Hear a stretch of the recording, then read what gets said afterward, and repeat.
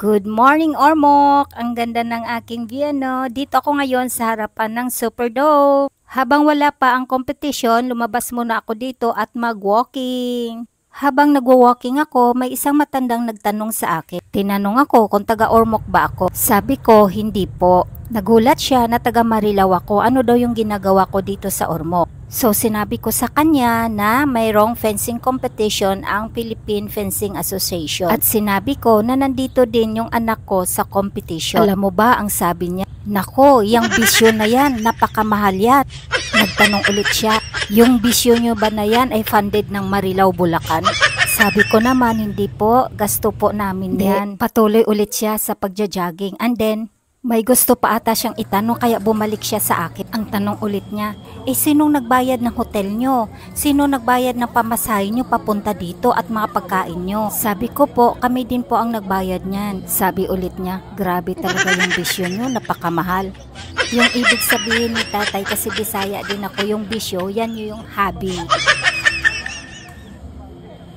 Mabuti na lang yung napagtanungan niya Bisaya. Paano na lang kaya kung hindi Bisaya at mapikon sa kanya? Sayang nga hindi ko siya nakuna ng video yung habang naglalakad kaming dalawa. So anyway, nandito na tayo sa loob.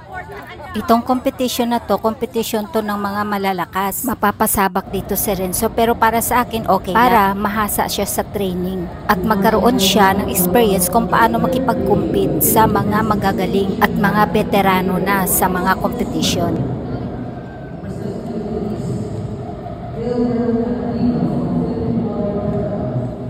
Ito nga, napasabak talaga siya.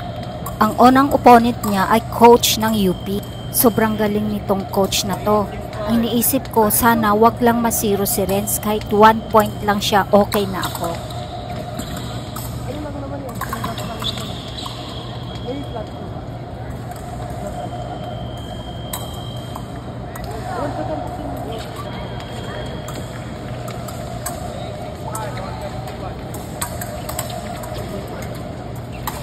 Ayun, nung nagkaroon na siya ng points, nako, ang saya ko na. Sabi ko, safe na siya sa 0.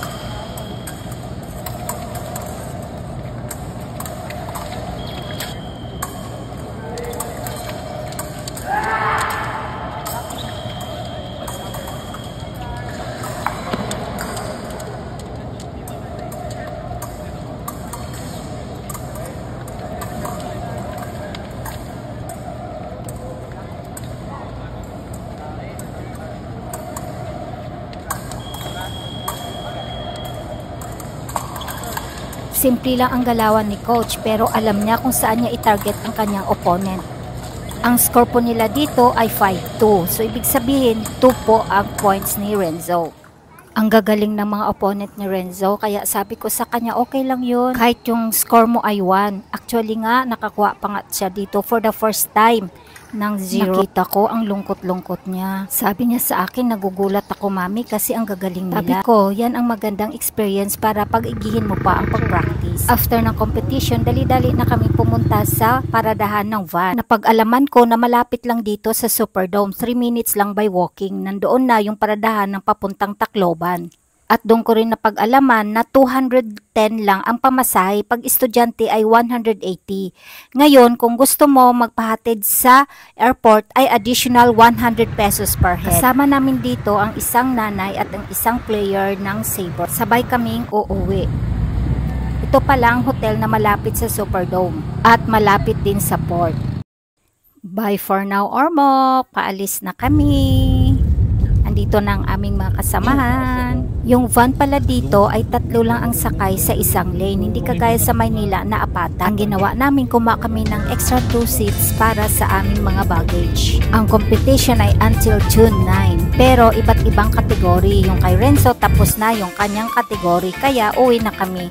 Kasi ang flight namin ay 6:50. 11:46. Tingnan natin mamaya kung anong oras sa makarating sa airport. At nadaanan namin yung malaki nilang Robinson. So, ang sabi nila, mayroon daw silang SM City at Gaisano City. Yun lang nga, hindi ako nakapag-ikot.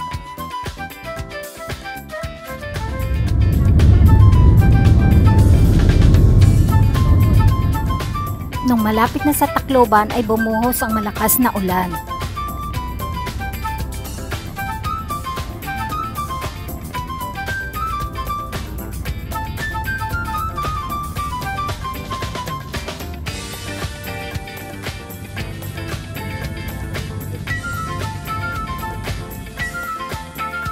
Nasa Tacloban na tayo.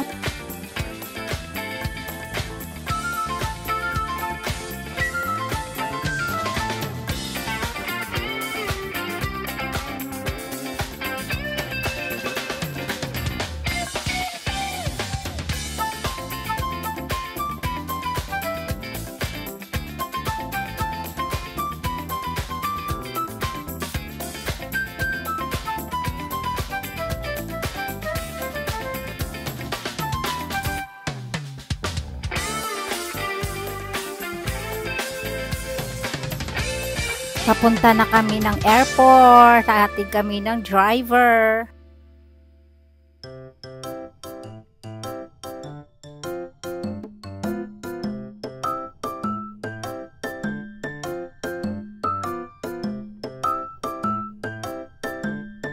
Yung way na ito ay papuntang airport na. Iba din yung way ng papunta sa city mismo na paradahan ng minivan.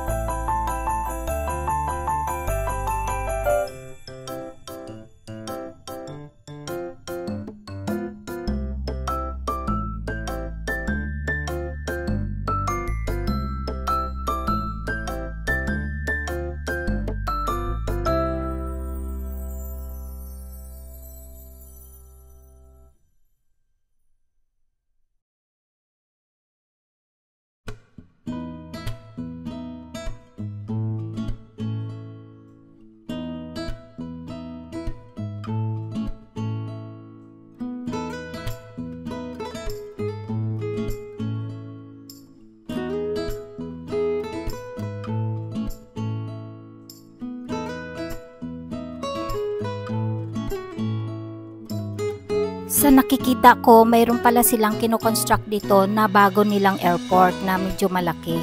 Kasi doon ko nalaman na maliit lang pala yung airport ng Tacloban.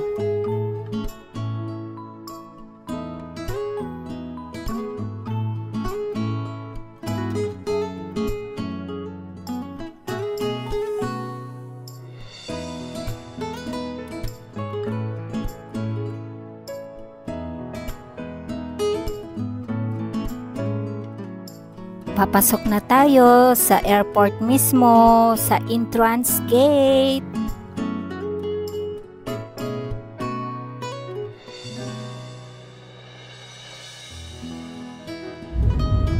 Mabuti na lang nang dumating kami ay ambon-ambon lang, hindi na ang malakas na ulan.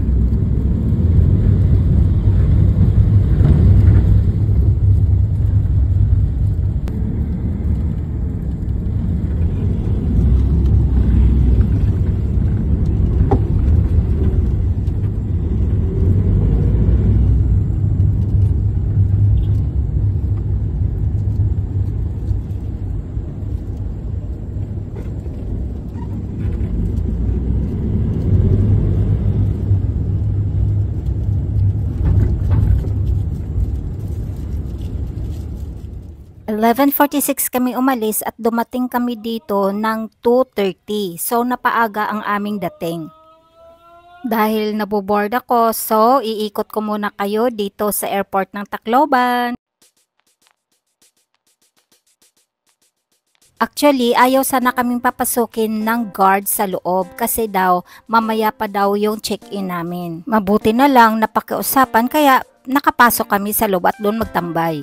So lumabas ako para tingnan kung ano ba ang nandito sa lounge ng airport. So, yun lang nga, kulang din sa upuan. Meron kang mapag-orderan ng mga foods at mga coffee at mga pasalubong ng delicacies ng mga taga-Tacloban.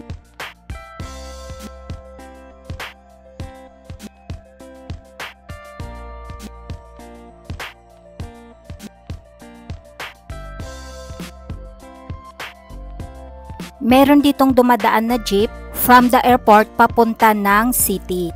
Habang nag-iikot-ikot ako, nakita ko itong kantin na ito doon banda sa right side.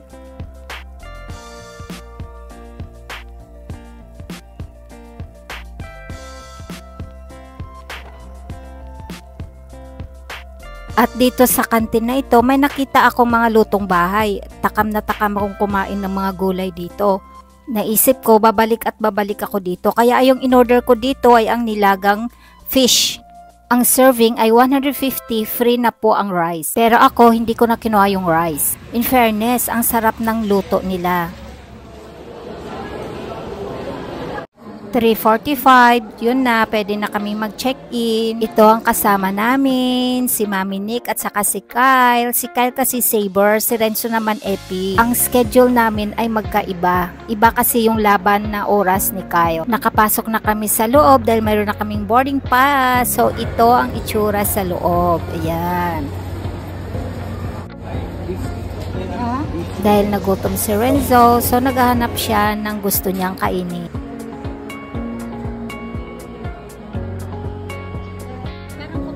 Ito yung in-order niya, rice with beef. Yung sa akin naman, 2 eggs kasi wala akong nagustuhan. Sa gustong mag-commute from Tacloban to city, ito po yung jeep. Diyan mismo yan sa harapan ng airport kung gusto nyong mag-commute.